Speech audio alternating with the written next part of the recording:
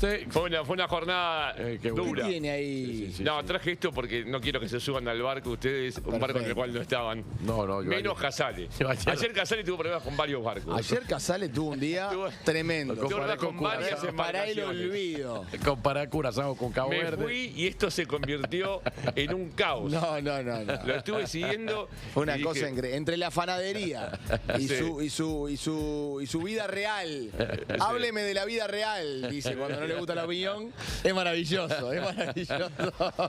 Bueno, pero el de la vida real sigue intacto porque el grupo quedó todo Es verdad, igual. Sí, es verdad. sí, señor. Ya Al no final sabés- del día todo quedó en un punto. Al así final que la vida real era la vida real. en la vida real estamos iguales todavía. En lo de Cabo Verde tuvo un margen de error que algo amplio. como la mayoría. Sí, como claro. la mayoría. Usted no. Yo no, porque. Usted habló de Cabo Verde. ¿Cuánta gente puede tener. Ha traído una casaca como esta? Una cosa de No loco. puede ser. La remera de Cabo Verde es una cosa de loco. Además, con el Inexplicable. Inexplicable. con el eslogan no estrés. No estrés. No estrés. ¿Esa la consiguió con Loviña? Con Bocinia. Bociña es que Loviña. No, yo estuve. No estuve en la isla más futbolera, Sí. porque son varias islas, pero sí percibí que había pasión por el fútbol. Claro. La casaca de los tiburones azules se la di a mi hijo. Mirá vos. Muy simpática también la casaca de Cabo Verde. claro. Pero ya hablaremos de Cabo Verde porque ayer estuvimos en el estadio de Miami. Sí. Y la música fue, para estar a tono con la denominación del estadio, la música del primer tiempo lenta. Lento. En el segundo tiempo no llegó a ser heavy metal, pero indudablemente Sí, cambió. le metió un pop, ¿no? Sí, fue un concierto de Chicago en el primer tiempo y en el segundo, ¿qué puede ser? En Bon Jovi, las baladas, las power ballads de Bon Jovi. Sí. Un poquito más arriba, ¿eh? Un poquito más, por momentos. Ah, Para Alvin traerlo, for you. para traerlo a la cancha, creo que Uruguay regala el primer tiempo. Prácticamente no es operante a nivel ofensivo. Tiene un par de minutos fatídicos que terminan con un córner que saca Muslera, con un centro que saca Muslera al córner y con el córner del gol donde falla Bentancur en la marca, donde el arquero da rebote corto y donde nadie va a defenderlo. Fueron 2 minutos fatídicos, porque en realidad después Arabia Saudita jugó, manejó un poco la pelota en algún momento del primer tiempo, pero no lo ofendió a Uruguay. No. Y después en la segunda parte, con los cambios que hace Bielsa, con la vuelta del 4-3-3, con la profundidad de Canovio por derecha, aunque me pareció un poco enredado y resoluto con la pelota, pero sí con la claridad por izquierda de Sanabria, que le dio más profundidad Sí. incluso a Araujo y después a Brian Rodríguez, que jugó notable. Creo que funcionó mejor el tándem Sanabria-Rodríguez que esa banda con Araujo, más allá del Totalmente. gol que hizo Maxi, ¿no? Totalmente. Y un cambio que estaba previsto. De hecho, cuando llega el gol de Maxi, Brian Rodríguez ya estaba al borde de la cancha para entrar. Claro. Ya estaba ahí. Sí. Pero en el segundo tiempo la ¿Tenía sensación... algún problema físico Araujo? No. El cambio ya estaba... Estaba planificado. La sensación que quedó es que si se jugaban 5 más, Uruguay podía ganarlo, ¿no? Sí, totalmente. Bueno, y otra vez los palos, ¿no?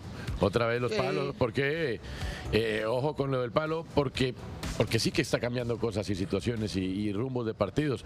El partido con el empate más tempranero, con aquella pelota en el palo, comenzando el segundo tiempo, pues seguramente le daba más tiempo a Uruguay de hacer otra cosa, ¿no? No, y el arquero tuvo 9 atajadas. Bueno, por eso. Es un número. Un arquero que está...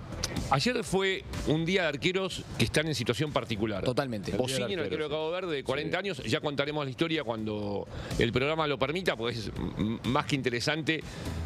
Bocinia es abuelita en portugués y tiene que ver con la crianza del arquero de 40 años. Un trotamundos que ayer mostró una seguridad extrema. La necesitaba Cabo Verde para empatar. Y el arquero Al-Owais... Sí. Está actuando en la segunda categoría de la Liga de Arabia Saudita, no en la Superliga. Es ex Al Hilal. Bono está como arquero y él está jugando en la segunda categoría y ayer tuvo también un buen partido, muy buen partido. Muy buen partido, fue figura. Es que para que Arabia le saque algo a una selección como Uruguay o como en su momento Argentina, y para que Cabo Verde le saque algo a la selección de España, el arquero tiene que ser figura. No hay misterio. Más allá del bloque defensivo, difícilmente no pateen el arco 3, 4, 5, 6, 7 veces. Coincido. Que es donde uno dice, juegan 10 veces y en una queda empatado, de pronto en otra hay una derrota, pero a ver, el trámite de esos 2 partidos daba para victoria de Uruguay, para victoria de España en la normalidad. No vamos a tener mentiras. Y esto hasta ahora está comenzando. Después uno va a ver, y bueno, sí, Sudamérica 2 de 12 complica la cosa. Pero si uno ve los trámites, Uruguay y Ecuador debieron debieron tener mejor suerte. Bien, ya seguiremos hablando del grupo. Tenemos un invitado que vas a presentar. Sí. ¿Qué jugador? El gran, ese fue lo que yo catalogo, un 19, porque de esos volantes que siempre le he dicho un 19, y además hubo problemas. ¿Es Mao o Mago? Mao, un mago. ¿Es Mao o Molina, Mago? Mira, Sí. Mao. Porque Mago le sentaba bien. Se nos también. hubiera Claro, ocurrido ¿no? si Miguel Simón, de verdad, ¿O no? llegaste 30 años después al el gran Mao Molina, que tenía, los técnicos de la selección cuando lo llevaron tenían problemas porque y prefieren solucionarlo de otra forma, ¿no? ¿Dónde lo pongo? Pues mira a ver dónde lo pone, pero hay que ponerlo, porque claro, era un 10 que pisa el área, que tiene gol, que tiene claridad y que se convierte en un reto para los técnicos, ¿no? El gran Mao Molina que está con nosotros. Querido Mao, ¿cómo va la cosa? La gente ama a Mao, la verdad es que es un señor jugador y un señor, nos acompaña en ESPN en Colombia hace ya varios años. Querido Mao, ¿cómo va todo? Bienvenido al continente. Hola Toño y todos en mesa. Les agradezco mucho la presentación, un abrazo gigante. Bueno, la introducción, Toño, que haces, evidentemente yo sufrí la transición del fútbol un poco anterior al moderno, cuando se empezó a escasear la posición de los números 10, pero yo también en mi característica, ni yo todavía me logro definir, no sé si era un 10 clásico, un media punta.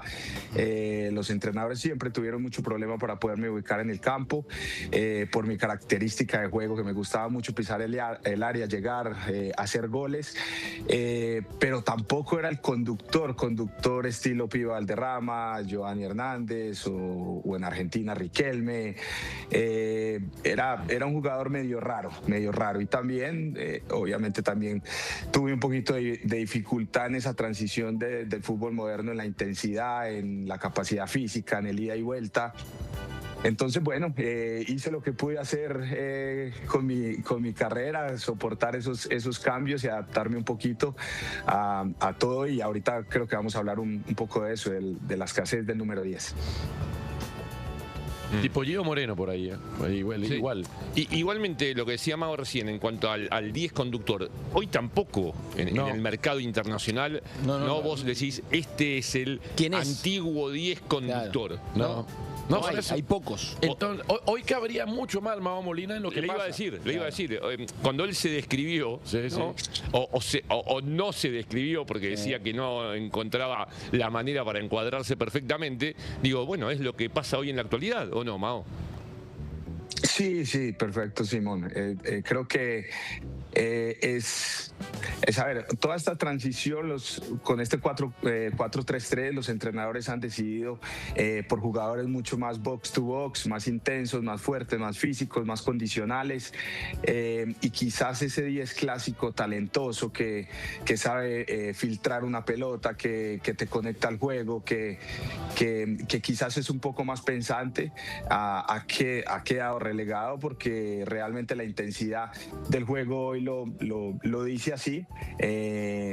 Quedan, no sé, en Argentina obviamente Leo Messi, Neymar cuando tiene la selección brasilera, el James Rodríguez, quizás en Europa un Bruno Fernández es el que se puede asociar un poquito a esa posición, pero de resto hay muy pocos, y creo que es por eso, por ese cambio y la preferencia de los entrenadores de volver el juego un poco más condicional, y nos hemos ido perdiendo de ese talentoso, de ese jugador que realmente la gente pagaba la boleta para ir al estadio, pero bueno, son los cambios, hay que adaptarnos, es el juego mismo el que ha ido pidiendo estas nuevas características de los jugadores, y a eso nos tenemos que adaptar nosotros también.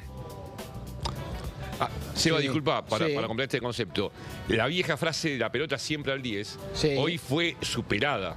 Hoy me parece que hubo una evolución colectiva que hace que la pelota no sea siempre para el 10. Totalmente. De hecho, es difícil identificar al 10 para aplicar esa frase, ¿no? Claro. Sí, quizás haya algún jugador en el campo que tome más contacto de balón que otros, pero puede ser más bien un volante que se repliegue en la última línea para salir jugando, pero no un 10. Claro. No un 10. A propósito del 10, Mao, la pelota siempre a las bandas. La pelota siempre a las bandas. por afuera. afuera. La pelota al extremo. El grito de por afuera, por sí. afuera. Está bien. Mao, en ese contexto y en la falta de los número 10, otra de las funciones que tenían, aparte del armar, es ser los dueños de la pelota detenida, la pelota quieta, la pelota sin movilidad, ese balón al centro y demás.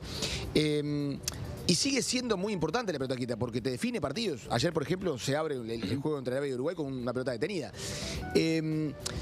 Esa carencia de jugador técnico también genera cuestiones en cuanto a la ejecución de la pelota detenida.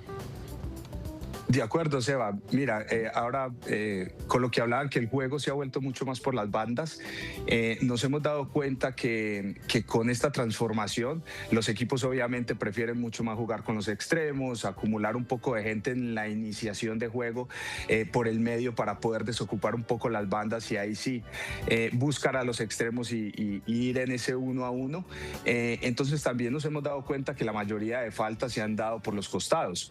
Y mira que ese juego de pelota parada ha sido muy relevante, pero cuando se patea una pelota de costado o un tiro de esquina. Pero muy poco ya vemos goles de tiro libre a borde de área. Realmente los jugadores también escasean en ese tipo de jugadas. Yo me imagino que ha sido por esa misma transformación, porque el mismo juego te va llegando por las bandas y antes, cuando era mi época, yo tenía 4 o 5 chances de patear un tiro libre por juego y ya en la última época que estaba jugando, ya casi todos mis tiros libres eran de costado, para buscar un centro y que llegara un defensor o aquellos jugadores que eran muy buenos en la pelota parada para poder definir, o bien sea en un tiro de esquina. Entonces yo creo que la misma transformación del juego nos ha llevado a eso y los jugadores cada vez se han preocupado más por perfeccionar la pegada desde estos tiros libres que son a borde de área, que son tan importantes para poder abrir un juego. Igual un par de detalles del fútbol sudamericano, Sí. que a veces uno pierde de vista. El fútbol sudamericano ha perdido eficacia en la pelota parada, según lo que refleja la última eliminatoria. De pelota parada, la última eliminatoria, el rango de conversión es muy bajo, un gol cada 5 partidos. Cuando en Europa hay un gol de pelota parada en cuanto a eliminatorias, un tanto cada partido y medio. Y otro detalle respecto a lo que decía Mao, para confirmarlo. El tiro libre, para mí, hoy por hoy, sobrevalorado en cuanto a situación de peligro. En toda la eliminatoria sudamericana, estamos hablando de 180 partidos, recordemos, ¿no? Jugaron 10 equipos, 2 ruedas. Sí. Hubo 3 goles de tiro libre directo. Increíble. Uno lo hizo Juanfer, Sí, increíble. otro lo hizo Messi y otro lo hizo Rafinha. O sea, 3 goles de tiro libre directo en 180 partidos. La gente, obviamente, cuando ve que hay un tiro libre cercano al área, se sigue entusiasmando y sigue pensando que hay una chance de gol. La realidad, Mao, te muestra otra cosa hoy. Algo para analizar también en cuanto a cómo se están desarrollando técnicamente los jugadores en esta parte del mundo, que siempre se caracterizó por grandes lanzadores y muy buenas pegadas. Sí, además yo creo que hay otro detalle importante. Yo que era una de mis puntos fuertes cuando jugaba, marcar gol de tiro libre y de varias distancias. Yo recuerdo que en nuestra época, no sé, me imagino en Sudamérica también está ya muy así, con esta transformación de la forma de entrenamiento, de una forma mucho más integral, de consolidar obviamente en un solo trabajo la parte física con la parte táctica. Para nosotros era mucho más específico los entrenamientos, hacíamos el calentamiento con el preparador físico, luego veníamos y hacíamos la parte central con el entrenador de algo de táctica y luego terminábamos trabajando específicamente cada uno por posición. Unos iban a rematar en definición de los 9, los defensores a rechazar pelotas y nosotros a cobrar tiros libres. Y era poca digámoslo así, el control de cargas que teníamos para poder patear. Yo me podía quedar pateando 100, 150 pelotas y al final por eso terminé lesionado de una pubalgia. Pero perfeccionaba mucho mi pegada. Hoy los preparadores físicos te dejan patear 5, 6, 7 7 pelotas y te dicen, no, el control de cargas te vas a lesionar y te sacan. Y yo creo que eso ha perdido interés en el jugador en prepararse específicamente para poder patear los tiros libres. No hay una motivación extra para poder hacerlo y esto de la única forma que se mejora es con la repetición, repetición, repetición y repetición. Vuelvo y te digo, yo me hice especialista por eso, porque tenía una condición innata para patear, que un entrenador me la vio, pero yo me encargué de perfeccionarla pateando muchísimas pelotas. Hoy ya en la actualidad eso no se ve y creo que ese es el reflejo de lo que vemos en el terreno de juego. Pocos jugadores que dominan esta área y que realmente se han vuelto expertos también para poder cobrar tiros libres. Otras habilidades igual hay que ir desarrollando, los rebotes, ¿no? Los tackles. Decía Guardiola después de su primera temporada en Inglaterra que sufría mucho con los rebotes, con la parte defensiva de los rebotes, y muchos goles en Inglaterra vienen de ahí y realmente en el mundo ha venido pasando. Esa pelota de media distancia con balón en movimiento que viene del rebote y que se convirtió en una habilidad de este tipo de jugador que ya no tiene que ver con tener pausa, pero sí con ser oportuno, ¿no? Y eso sí tiene que ver más con lo físico, quizás. Sí, de acuerdo.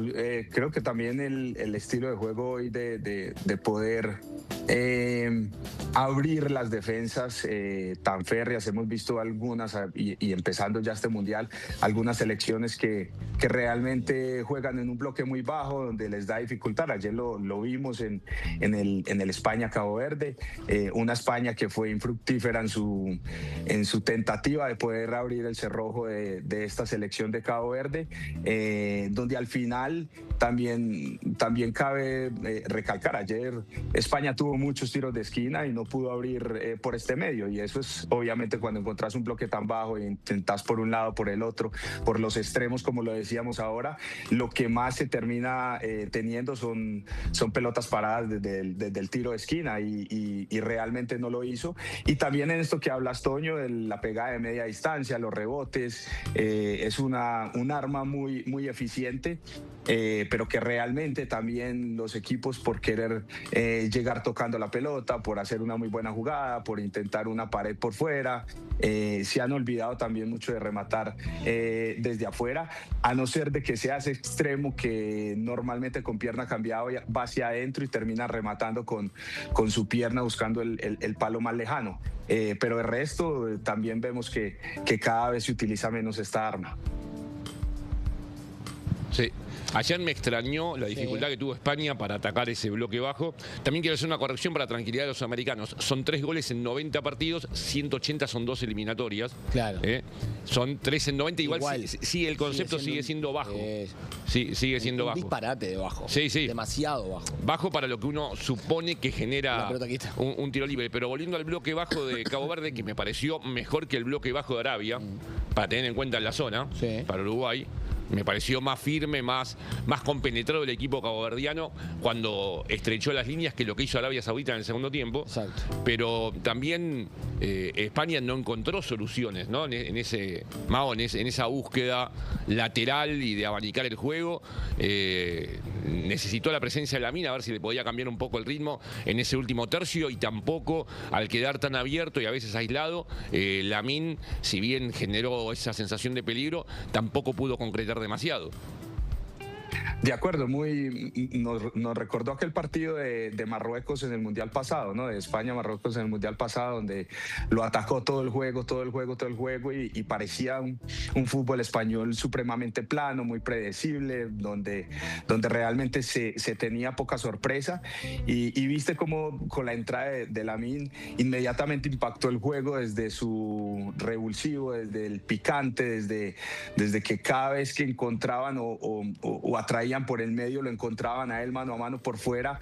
Él muchas veces pudo, pues obviamente con su habilidad, con su regate, con su velocidad, meterle un poquito de picante, pero inmediatamente estoy de acuerdo contigo. O sea, Cabo Verde inmediatamente en ese bloque bajo ya le hacían doblajes, llegaban muy rápido para las coberturas. Obviamente un equipo más físico que el árabe, y cuando juegas en un bloque bajo tan reducido, con jugadores tan físicos, el espacio espacio es mucho menor. Para el jugador talentoso se le vuelve mucho más complicado porque con esas fibras rápidas que te lleguen y te aprieten supremamente rápido, pues tenés que ser mucho más habilidoso mentalmente para poder jugar a una velocidad mayor.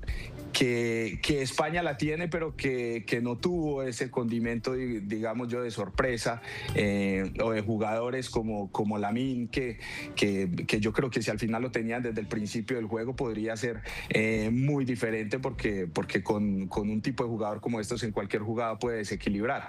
Pero bueno, definitivamente creo que estoy de acuerdo contigo, un Cabo Verde que se portó mucho mejor en defensa que lo que fue Arabia. Claro. Mao, ¿cuál es tu diagnóstico acerca del presente que viven las selecciones sudamericanas en este campeonato del mundo? Hasta ahora no han podido ganar, 2 empates y 2 derrotas. Quedan por debutar Argentina hoy, Colombia mañana. Pero, ¿qué diagnóstico podés lograr hacer en base a esto que está pasando con las selecciones del continente? Bueno, yo creo que hay dos situaciones y la primera es que siento que cada vez el fútbol, por la globalización, por la información que tenemos o que todas las selecciones tienen, cada vez se van achicando más las distancias. Vemos selecciones que antes era impensado que le hicieran partido, por ejemplo, en su debut a Arabia Saudita, a Uruguay, en el Mundial pasado a Argentina. Obviamente lo de Cabo Verde con España, que creo que es totalmente sorprendente, un país que casi tenés que ir al mapa para poder encontrarlo donde está ubicado y le hace frente a una selección potencia y que quizás es una de las favoritas para ganar el Mundial. Creo que toda esa información, la buena preparación condicional también que han tenido los jugadores, toda esa transformación del fútbol moderno, han ido que se emparejen un poquito más las distancias, pero también creo que hay una situación emocional y es la presión que tienen los equipos suramericanos. Obviamente nosotros acá vivimos el fútbol de una forma muy diferente, la expectativa en cada uno de los países es supremamente grande con las selecciones y esa primera salida se vuelve compleja también desde la parte emocional para todos los equipos. Lo hemos visto ayer, a Uruguay el primer tiempo parecía paralizado, parecía con miedo de perder. Ya cuando recibe el gol y ya se le quita ese miedo, pues ya parecía otro equipo totalmente diferente, obviamente con los cambios. Ya salió a buscarlo, ya sabía que tenía el partido perdido y que se tenía que desligar de ese miedo de salir a buscarlo. Entonces pienso que todas esas situaciones siempre pesan mucho para las selecciones. Bien, Antonio, ya te reencontrarás con Mao. Pero por supuesto, querido Mao, gran abrazo y ojalá, mañana a celebrar, que así sea, ¿no? Esperemos. Ojalá. Muchísimas gracias a ustedes todos por la invitación. Les agradezco mucho. Un abrazo gigante y espero que mañana Colombia empiece a cambiar un poquito la rutina del fútbol suramericano para este Mundial. Gustazo, Mao, un abrazo. Vamos a hacer una pausa. Ya regresamos. Qué jugador, el Mao Molina. 50.000 a 7 millones de seguidores pasó en 90 después del partido hasta hoy. El Mundial. En 90 minutos pasó a 2 millones. El Mundial. A propósito. En 90 minutos pasó a 2 millones. 2 millones y pico, sí. Ajá, ya hoy tiene 7. A propósito. ¿Ya tiene 7 Sí, hoy? esta mañana tenía 7. Y después de esta historia de Jorge Valdano, Yosimar, Pasa a 11. Bocinia. A propósito de arquero, de cumplimientos durante el Mundial y de nombres de futbolistas, Sí. hoy cumple 40 años Fernando Muslera, Sí. Claro. que nació en Buenos Aires, mientras Pedro Pablo Pasculi le hacía el gol a Uruguay el 1-0. Sí. En el mismo momento. Sí. Y se llama Fernando por Morena.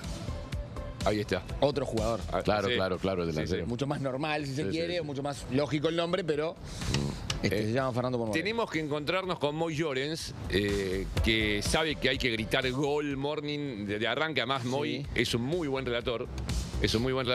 De hecho, estamos pensando en contratarlo para que él abra el programa con el grito de gol, porque por la diferencia horaria a la cual está acostumbrado, ¿no? Está más fresco por la mañana. Tiene otro tono. Puede hacerlo en varios idiomas, el grito. Y ayer habrá sufrido también el partido de España con Cabo Verde, con otra particularidad que vamos a conversar con Moy, Cabo Verde cometió solo una falta en todo el partido. Increíble. Se la hizo Cabral a Llorente a los 16 minutos. Le sacaron tarjeta amarilla. Y con semejante dominio y control de pelota de España, después Cabo Verde no volvió a cometer infracciones. Más rareza todavía que todo lo que hemos contado respecto al arquero, ¿o no? Claro, pero Sí, claro. claro, porque a ver, en Sudamérica parte del cometido sería no los dejes jugar. Bloquearlo. Sí. No los dejes jugar. Traba el juego, ¿no? Parte del objetivo. Bueno, los dejaron jugar. Bien, Moy, bienvenido. Bienvenido nuevamente a Gol Morning. Sabes que la producción te tiene fe para una entrada fuerte con el grito de gol acompañado de Morning. No sé cómo lo ves, no sé cómo estás, no sé cómo está tu garganta hoy. Si estás preparado, si necesitas ensayar, no lo. ¡Morning! Ahí está. Vamos. Le dije que le teníamos fe. Los vecinos ya están llamados. Le teníamos fe. No, los vecinos, sí. Los vecinos están picando, los vecinos del hotel aquí en Miami están picando a la pared. Me ha parecido muy interesante todo lo que habéis contado de Bosiña, muy significativo lo de Yoshimar, pero a mí hay un dato que he leído esta mañana que aún me ha llamado más la atención. Y es que hasta los 26 años no debutó como profesional. Ahora tiene 40, es decir, hace 14 años este señor no había jugado al fútbol profesional. Y resulta que asoma en su primera Copa del Mundo, posiblemente la última, y firma el partido de su vida, que es el que impide a España el poder ganar un partido que no jugó para nada bien el conjunto español y el que finalmente Cabo Verde se lleva un merecidísimo empate. No, y lo otro es entre cruel y conmovedora la historia, ¿no? Quiero dedicarle esto a mi mamá. No pudimos reunir el dinero para el trámite del visado. Y al otro lado, 11 jugadores que... Una plata que nunca va a ver Bosiña en su vida, ni siquiera que no le cabe en la cabeza. Claro. Y él no pudo traer a su mamá porque no reunieron lo del proceso del visado, que son $200. Bueno. Increíble. No, una cosa. Son historias del Mundial, historias que nos aporta esta Copa del Mundo. Bueno, cada Copa del Mundo tiene, yo creo, este tipo de historias personales, pues que nos llaman mucho la atención, ¿no? La cantidad de millones de euros que pueden acumular los futbolistas del combinado español con contratos actuales y eso, ¿no? Y que a un portero de una selección mundialista como Bosiña, que no puede llevar a su mamá por no poder reunir el dinero para hacerle el visado, pues ahí está el contraste y ahí está el mérito y el éxito, ¿no? de la selección africana que bordó un entramado defensivo perfecto, solo cometiendo una falta, como decía anteriormente Miguel Simón, y demostrando al mundo que un equipo es capaz de desquiciar a otro que tiene la posesión y que tiene posiblemente una de las mejores plantillas que hay en la Copa del Mundo y una de las grandes favoritas para conquistar el trofeo, simplemente haciendo su tarea, el encomado, el trabajo que les ha pedido el entrenador, que no es otra que defender con cabeza y defender en equipo. Bien, Moy, en nuestra producción tiene tapas de portales y de diarios. España todavía es un país al cual el diario en papel le sigue generando a la gente le sigue generando a la gente la chance de poder leerlos, de poder palparlos. Hay kioscos todavía. Ahí está, mirá, Moy, alerta roja para el mundo deportivo. Más cercano para vos, qué bajonazo en Sport. Sí. España pincha en su estreno en el Mundial y se queda en 0 ante Cabo Verde. Petardazo para Marca, chasco histórico para AS. Los diarios deportivos más tradicionales de España reaccionaron así, Moy, a esta igualdad 0-0, absolutamente inesperada. Es el resultado del Bueno, Mundial, ¿sabes qué pasa, Miguel? Sí. Sin dudas. Sí. ¿Sabes qué pasa, Seba? Que en España, cuando se hizo el sorteo, en España nunca se aprende. Yo creo que eso puede pasar en todos los países. Yo lo digo, como vivo ahí y lo veo más próximo, lo tengo más cercano, explico lo que sucede. Cuando se hace siempre un sorteo de un Mundial o una Eurocopa, yo no sé cómo lo hacen, pero rápidamente España ya está en la final y España es campeona. De todo. De todo. Es decir, y no de ahora. Hace 50 años también pasaba. Es decir, el grupo era Suecia, me lo invento, Suecia, Austria y Cabo Verde. pues entonces España va a quedar primera de grupo, entonces en 16avos le toca al otro, y el otro, España campeona. ¿Y qué pasa? Pues que luego pasa lo que pasa. En el Mundial del 2010 España empieza perdiendo con Suiza, luego es verdad que lo arregla y es campeona del mundo. Ahora, ¿qué sucede? Pues que en una selección de un nivel como el de Cabo Verde, que creo que es la 67 en el ranking FIFA, pues viene, te complica la vida, se hace fuerte, te empata un partido y viene a la decepción. Y todo el margen que había ganado de confianza la selección a nivel mediático, pues ahora toca arrancar de cero. ¿Por qué? Porque los palos a Luis de la Fuente, el seleccionador, son brutales, porque los palos a los futbolistas son insufribles, porque al final cuando uno vende la piel del oso antes de cazarlo, puede pasar o puede suceder que el oso no pase por delante y no lo puedas conseguir. El tema ayer en la previa era por cuánto ganaba España. Totalmente.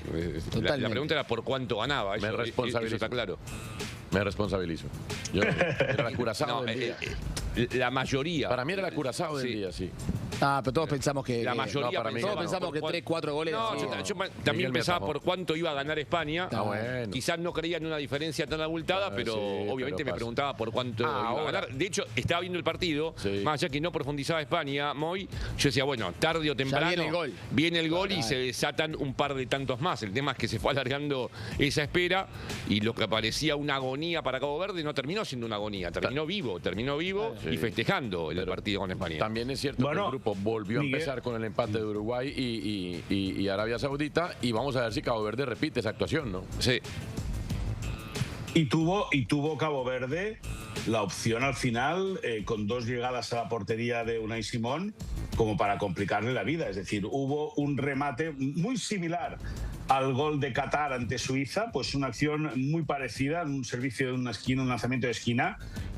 Un jugador de Cabo Verde remata solo entre el punto de penalti y el área chica y la pelota creo que la ataja Unai Simón, pero que al final del partido, por saber aguantar, tuvo su oportunidad Cabo Verde. Y es verdad, al final ayer el tema era por cuánto ganaba España, 6-1, 7-0, 8-3, o sea, no se puede correr más. El equipo combinado, el equipo como tal, la plantilla que lleva España a la Copa del Mundo, yo creo que es de las mejores, ya no solo de este campeonato, sino de la historia de los mundiales, porque tiene una calidad sensacional, tiene una asimilación de conceptos muy arraigada. Se señala mucho a Luis de la Fuente por haber querido mezclar a Fabián y a Pedri, por haber adelantado al futbolista del Barça que no encontró su posición. Es decir, al final el querer hacer jugar a Rodri, que está en su derecho el seleccionador, porque para eso le pagan, pues acaba condicionando mucho al equipo, pero desperdició oportunidades como la de que pudiese jugar Fermín no está, pudiese jugar Dani Olmo, el hecho de colocar a Gavi en el costado izquierdo para que Cucurella tuviese toda la banda, pues le privó a Luis de la Fuente, o tenía en la cabeza Luis de la Fuente otro planteamiento de partido muy diferente con Gavi como falso extremo zurdo. Bueno, hay situaciones que lógicamente se tienen que corregir, y lo bueno para el combinado nacional español es que esto ha sucedido en el primer partido y que hay margen de mejora, más con el empate ayer de Uruguay contra Arabia Saudí. Sin duda. Yo creo que está, no en el caso de Moy, porque lo tiene cerca, subestimada la ausencia de Fermín. Fermín es un futbolista que es agresivo cuando ataca el Barça, que va muy bien al espacio, que aparece por sorpresa, y para jugar contra conjuntos que te esperan más atrás, podría haber sido muy útil. Es una ausencia más que importante. También suponemos que mejorará Lamine, que mejorará Nico Williams. Sí. Ayer Oyarzábal estuvo la primera media hora, Oyarzábal un 9, se supone, de juego, de circuito. Sí. La primera media hora lo tuvo a Oyarzábal sin tocar la pelota. Totalmente. ¿No? Igual, de todas maneras, entiendo lo de Fermín. Ahora, visualizando el plantel que tiene España, con la cantidad de variantes que tiene, como decía Moy recién, es un resultado insólito. Sí, no, a ver, el resultado mentiroso del partido. Vergonzoso. Es victoria de España, ¿no? Sí, sí, pero también es cierto que lo tuvo que haber ganado España. A ver, sí. El trámite del partido daba para victoria de España, los desperdicios fueron insólitos. Es un partido que se juega 9 veces más y quiero ver cuántas veces queda 0-0. Pero el fútbol no siempre habla de merecimiento. Sí, es verdad. Y tampoco Moy, el dominio fue. No lo sometió. No lo metió abajo del arco. Claro, no. Hay dominios y hay sometimientos. Sí. Dominó, controló la pelota y el territorio, no lo sometió, me parece. Pero mereció ganar. España acabó de esa doble acción, no, eso tenía que ser gol también, ¿no? Y después Bociña, vamos a ver cuántas veces Sí. A mí me dio la sensación de que España arranca el partido muy lento, muy pastoso, muy pesado, le cuesta mucho moverse.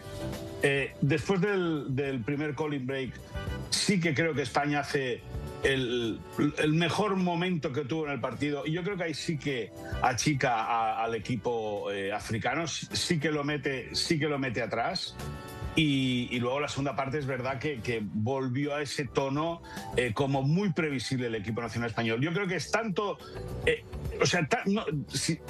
mérito de España como éxito el que consiguió Cabo Verde, que hay que felicitarlo por el partido que hizo.